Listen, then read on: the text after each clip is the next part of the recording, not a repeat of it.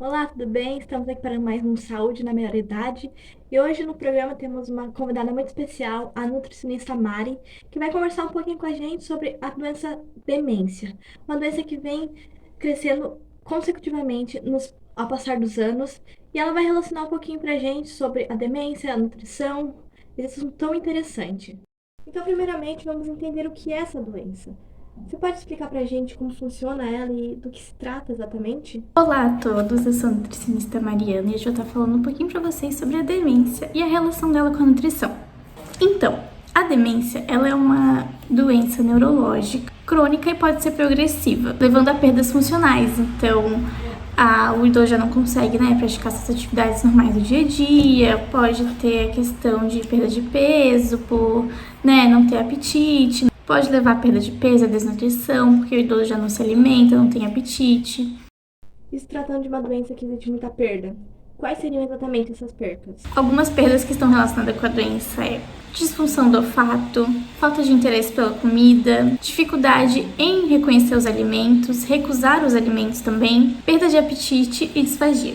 Falando então em nutrição, qual a relação da doença com a nutrição?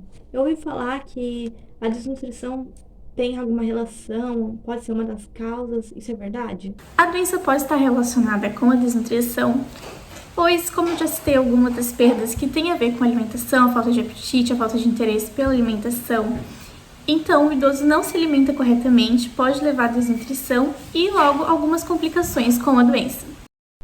Se tu puder explicar um pouquinho pra gente também, Mari, como é feito esse diagnóstico, quais são as características para chegar nessa conclusão, nesse diagnóstico realmente dessa doença? Primeiramente, para o diagnóstico, a gente tem que ver se a doença tem potencial para ser reversível ou não.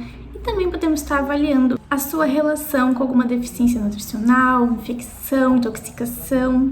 Então, de corpo, quais são então as consequências que essa doença causa no corpo dos idosos?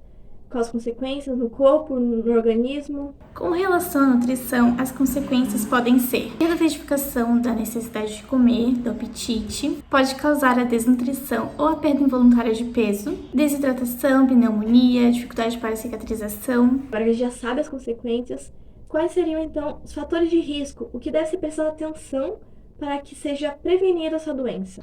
Os principais fatores de risco para essa doença é a obesidade e o excesso de peso. E qual é a melhor prevenção?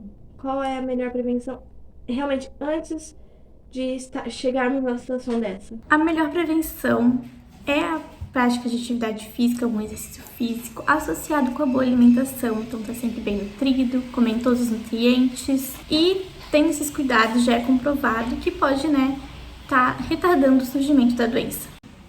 Muito obrigada a todos pela atenção e espero ter esclarecido todas as dúvidas.